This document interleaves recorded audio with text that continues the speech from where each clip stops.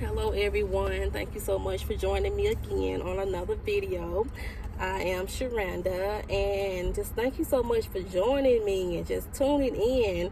I'm so glad you clicked on this video. I hope that you stay to the end of the message, and I hope that you just go through the channel, y'all, and just see what dreams and visions and encouraging words and all of that stuff that God has given me. There may be something in there just for you. Every word you hear is not for you, but it may be something there that you need to hear, okay? Because God works through people, okay? So today we're going to be talking about come out your valley, all right? Come out your valley. I did a message about the dry areas in your life before a while back, but God is having me to speak on it again, all right? So on May the 18th, I woke up and I heard the words valley of dry bones, okay? I heard the words valley of dry bones. This is in the book of Ezekiel chapter 37, 1 through 14. In your own time, you can go and read that, okay? Please make sure you go and read that. God gave Ezekiel a vision of a valley of dry bones and told him to prophesy to those bones that God would breathe on them and bring them back to life, just like he breathed life into Adam in the book of Genesis. Ezekiel did what God told him to do, and the bones came together, and skin covered the flesh, and breath entered the bodies, and they stood up in a vast army. They wasn't physically dead, but they felt dead. And when you are in captivity, that's how it makes you feel. Whatever has taken you captive gives you that feeling like you are dead inside and have no hope. That's why people commit suicide. That's why people get depressed, because they lost hope. That's why people turn to drugs and alcohol and sex and all of this stuff as an outlet to cover up what is really going on. This is why mental health has become so big, because it has held so many people captive mentally. The Israelites did not fully trust God, so that caused them to stay in their wilderness longer. Okay? The Israelites did not fully trust God, so that caused them to stay in their wilderness longer. And hardly many are seeing that if they just turn to God, surrender to God, trust God with your life, with your whole heart, and your mental illness, your mental issues will go away. Because God is not a man that he shall lie. His word tells us that. His word tells us, I will never leave you nor forsake you. His word tells us to cast your cares upon him.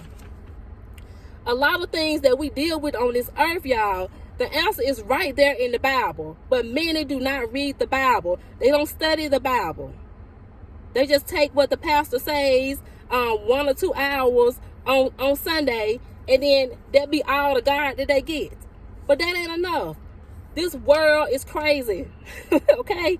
You got to pick up that Bible and you got to read it. Okay? Read it and study it. It's more easier to turn to drugs and alcohol and sex, and ain't no telling what else.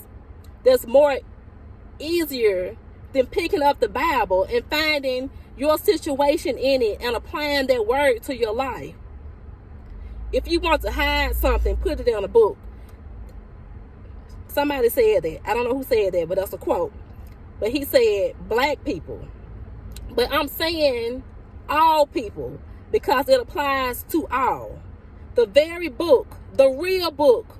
We read all these other books that's full of drama and mess to entertain ourselves, but they are books without real substance.